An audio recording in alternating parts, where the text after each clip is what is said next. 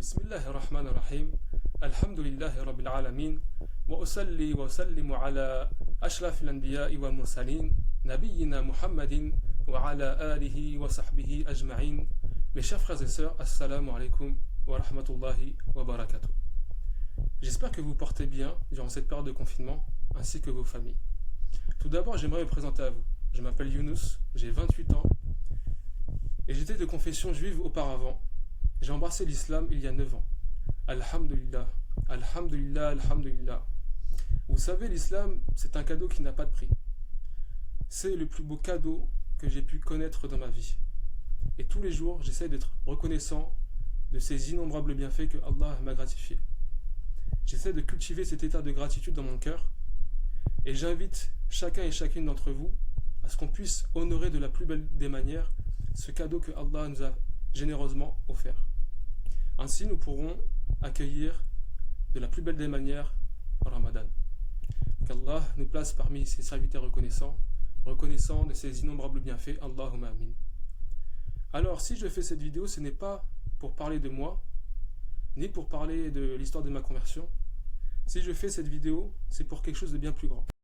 J'aimerais à ce qu'on puisse s'engager ensemble vers les bonnes actions et ainsi partir sur une bonne dynamique durant le jeûne du mois de Ramadan.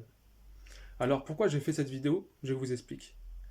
L'imam de la mosquée de Rueil-Malmaison, Imam Houari, qu'Allah l'élève et le préserve, il fait d'ailleurs un travail formidable au centre culturel des musulmans de Rueil-Malmaison. Il m'a sollicité il y a quelques jours et m'a proposé une idée formidable. Il m'a dit, en tant que converti, ça serait intéressant que tu puisses partager ton parcours et ainsi qu'on puisse faire une série de vidéos durant le jeûne du mois de Ramadan. On pourra aborder plusieurs thèmes différents. Alors je ne vais pas vous mentir, à la base je suis un grand timide. La première réaction que j'ai eue lorsque l'imam Houari m'a proposé de faire une vidéo, ça a été « non, je ne suis pas capable ». Pourquoi il me demande à moi? C'est vrai, il y a plein de personnes qui seraient plus qualifiées pour faire une vidéo. Vous savez, toutes ces peurs et ces blocages intérieurs qui nous paralysent lorsqu'une opportunité pour réaliser le bien s'offre à nous. Ces peurs infondées, qui nous empêchent d'agir. Donc voilà, la première réaction que j'ai eue, ça a été le refus catégorique en moi-même. Mais par la grâce d'Allah, il m'a fallu quelques secondes pour accepter et réaliser qu'à travers l'imam Houari, Allah me faisait une invitation de sortir de ma zone de confort et oser faire ce que je n'avais jamais osé faire auparavant. Alors pourquoi je vous dis sortir de sa zone de confort? Car en réalité, il n'y a pas de meilleur moyen de sortir de sa zone de confort que le mois de Ramadan. C'est une véritable école de vie. C'est une occasion en or qu'Allah nous donne une fois par an afin de se libérer, briser ses chaînes intérieures, changer notre rapport intime avec lui, changer notre rapport avec nous-mêmes, mais aussi changer notre rapport avec les autres, en faisant don de générosité de soi. La privation de nourriture est bien là une preuve que Ramadan est fait pour nous changer, qu'on devienne une meilleure version de soi. Mais en réalité, la privation de nourriture n'est qu'une étape parmi tant d'autres. C'est que le début. Le véritable but du jeûne, Allah il nous explique dans un des versets de Surat Al-Baqarah, Surat la vache. A'udhu billahi minash shaitanir rajim. Ya ayyuhalladhina amanu kutiba alaykumus siyamu kama kutiba ala alladhina min qablikum la'allakum tattaqun. Sadaqallahu al-azim. Allah dit dans le sens du verset: ô vous qui croyez, ô vous à qui nous avons confié le dépôt. Le jeûne vous a été prescrit comme on l'a prescrit à ceux d'avant vous. Ainsi, vous pourrez manifester votre piété à travers le jeûne. Donc le véritable but du jeûne, mes chers frères et sœurs, c'est qu'on redouble d'efforts pour s'engager ensemble vers la piété et sortir de notre petite zone de confort. Donc voilà, mes chers frères et sœurs, moi c'est la première fois que je réalise une vidéo en public et je trouve que c'est un excellent exercice pour me changer, me motiver et oser faire ce que je n'avais jamais osé faire auparavant. J'aimerais par la même occasion lancer un challenge à chacun et chacune qui regarde cette vidéo, que vous aussi vous puissiez vous exprimer. Alors que signifie s'exprimer? On peut le faire à travers plusieurs moyens. On peut le faire à travers un texte, un audio, ou le faire dans une vidéo comme je l'ai fait. Le but, c'est que chacun et chacune fasse preuve de créativité et amène un contenu productif. Ainsi, on pourra être acteur du changement et ne plus être spectateur. Chacun doit être ambassadeur de sa foi. L'islam, c'est une responsabilité, vous savez. Et c'est un devoir pour nous de le propager.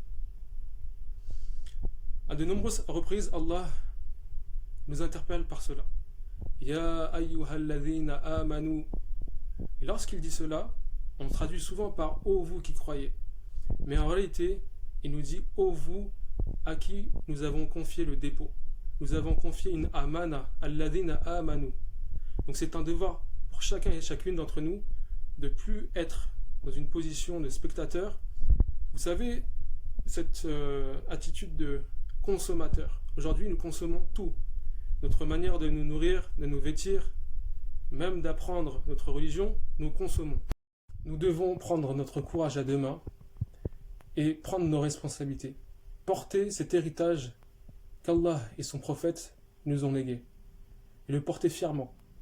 Et que chacun et chacune puisse être ambassadeur de sa foi. Je pense que ce challenge est une excellente idée pour que chacun et chacune puisse faire preuve de créativité et donc partager une sagesse, partager un verset qui vous tient particulièrement à cœur dans le Coran et dire ce que vous en avez tiré comme sagesse. Ou tout simplement apporter un témoignage de votre parcours et de votre expérience en tant qu'être humain sur cette terre. Bismillah. Maintenant, j'aimerais vous parler du confinement. Dans la vie, il y a deux façons d'aborder les événements qui nous entourent. Soit on décide de regarder le verre à moitié vide, ou bien on décide de le voir à moitié plein. Et ça fait toute la différence, mes amis.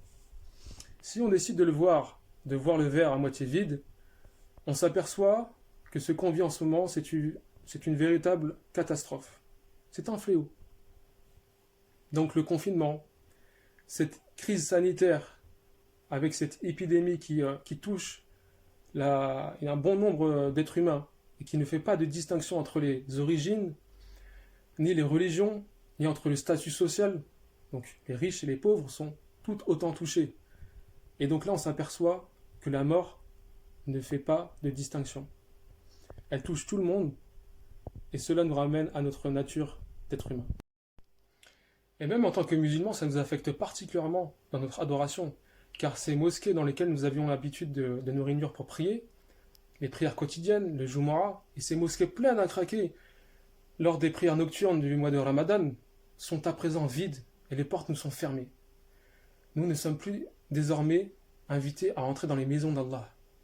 Ces maisons où il nous dit dans le Coran, surat An-Nur, A'udhu billahi minash shaitanir rajim, في بيوت أن أذن الله أن ترفع ويذكر فيها اسمه يسبح له فيها بالعدو والأصال صدق الله العظيم. Allah nous dit dans le sens du verset, ces maisons que Allah a permis qu'on bâtisse et dans lesquelles son nom est invoqué du matin au soir. Donc on doit se demander pourquoi, pour quelle raison nous ne sommes désormais plus invités à entrer dans ces maisons et on doit se remettre en question. Maintenant, si on regarde le verre à moitié plein, on s'aperçoit que le confinement est en réalité une réelle bénédiction et miséricorde de la part d'Allah. En effet, il n'y a pas une chose qu'Allah ait créée sur cette terre, une maladie, une épreuve qu'il nous a envoyée, sans qu'il y ait une sagesse bien déterminée derrière. Allah, c'est lui Al-Hakim, le sage par excellence. Et en toute chose dans ce monde, il y a une sagesse infinie. Donc on doit essayer de comprendre ce que Allah veut nous communiquer à travers cela. Quel bien peut-on retirer? Et subhanallah, si on réfléchit un peu, Allah, par sa volonté absolue, a fait en sorte que le Ramadan cette année tombe en plein dans cette épreuve de confinement et de crise sanitaire. Il aurait pu tomber n'importe quel mois dans l'année. Pourtant, c'est bien à cette période que nous allons vivre un Ramadan. Et on se doit d'en retirer le bien et être courageux en cela. Le confinement et cette crise sanitaire, c'est donc un malheur d'un côté, car nous sommes privés des maisons d'Allah, mais c'est aussi une réelle bénédiction. C'est l'occasion pour nous de ressouder les liens avec notre Créateur, méditer et explorer son livre, le Coran al-Karim. Par exemple, beaucoup parmi nous les jeunes, nous ne sommes pas arabophones. Et lorsque nous allons à la mosquée, lors des prières nocturnes du Ramadan, les prières du Tarawih, nous ne comprenons pas la signification des versets en arabe. C'est alors pour nous l'occasion de passer du temps chez nous à étudier en profondeur le Coran, en travaillant par exemple notre lecture, la mémorisation, mais de comprendre la signification des différentes sourates et les versets qui s'y trouvent dedans. Donc je vous invite toutes et tous à utiliser le temps que vous avez durant ce confinement, à explorer en profondeur chaque mot, chaque lettre du Coran, pour comprendre, être capable de comprendre le Coran. Et Inch'Allah, le mois de Ramadan prochain, on ira à la mosquée pour célébrer le Coran, on pourra comprendre pleinement son sens, Inch'Allah.